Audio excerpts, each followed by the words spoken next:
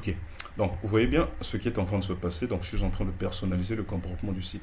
Vous allez voir que si j'agrandis mon écran, ok, on revient au comportement par défaut. Maintenant que je veux réduire, dès que j'atteins 900 pixels, vous voyez qu'il désactive. Ok, donc toutes les propriétés qui sont liées à 1024 pixels, à moins maximum 1024 pixels, je le mets dans ces media query. Alors, on va devoir personnaliser le comportement de notre nav. Ok, lorsque nous sommes sur une taille d'écran comment on l'appelle, de 1024 pixels. Alors déjà pour commencer, je vais d'abord retirer le non ici, ok, simplement pour personnaliser en fait son comportement. Ce que nous allons dire, on va dire ceci, position, on va changer la position de notre élément et on va dire absolute. Ok, position absolute. On va dire width 100%, non, qu'est-ce que je raconte? On va dire width, ok, 100%, height 100% également. Et on va dire top, qu'il revienne à 0. Ok.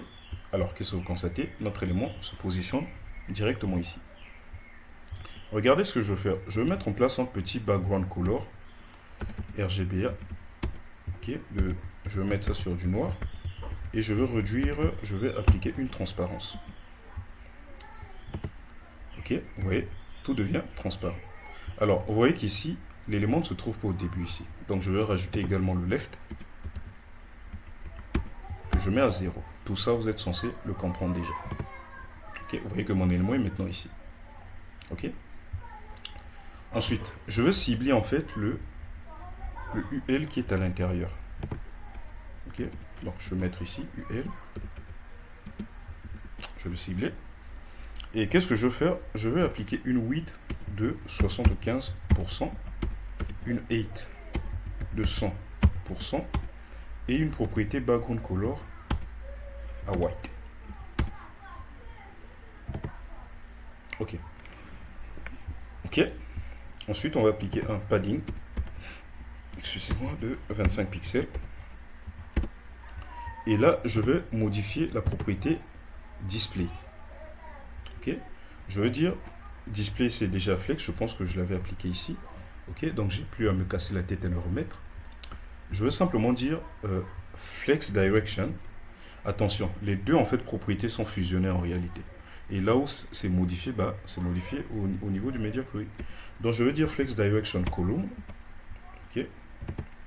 Et là, regardez comment mes éléments sont désormais placés. Alors je peux me contenter de ça. Donc ça, c'est à ça que va ressembler notre navbar désormais lorsque nous serons sur mobile.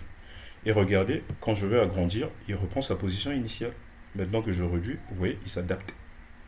C'est ça le responsive design en fait. Ensuite, je vais simplement remettre la propriété display ici à none pour cacher tout ça. Et je reviens, vous voyez que tout est caché. Désormais, normalement, c'est lorsque je veux cliquer ici, ok, sur ce bouton, que mon élément doit être visible. Ok. Malheureusement,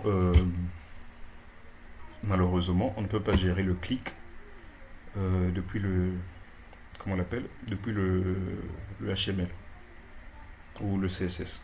Donc ce qu'on va faire, on va plutôt simuler. On va dire ici que lors du hover, non, ça ne marchera pas. Ok.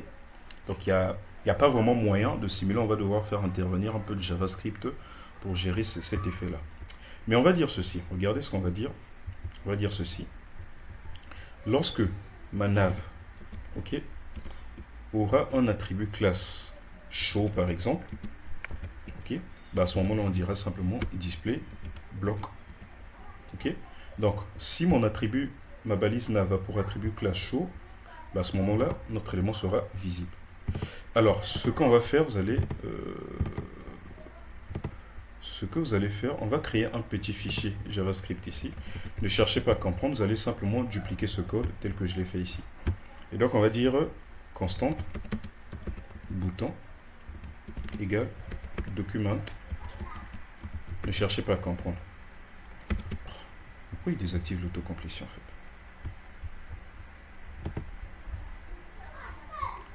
Attendez, En fait, les extensions que j'ai installées sont en train de créer des conflits, en fait. Point query selector. Ok. Alors, ici, on va dire dièse header point container. Ensuite, bouton. Ensuite, on va simplement dire bouton point add event listener. Clic. Vous mettez E. Ne cherchez pas à comprendre. Plaquez ça comme ça. Ensuite, E.prevent default. Ok.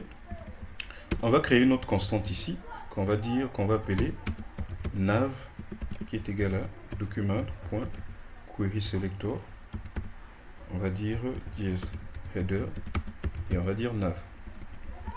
Ensuite, on va dire nav.classlist.add, on va dire show. Ou plutôt on va dire Google show. Ensuite, au niveau de votre index HTML, vous allez inclure ceci. Script. Ensuite, à l'intérieur, vous allez préciser src. Et vous allez spécifier le lien vers le fichier index.js. Et vous allez rajouter ici l'instruction diffère. Okay. Maintenant, si je clique ici, mon élément s'affiche. Ok. Alors, ce sera tout pour cette vidéo. Rendez-vous dans la prochaine vidéo.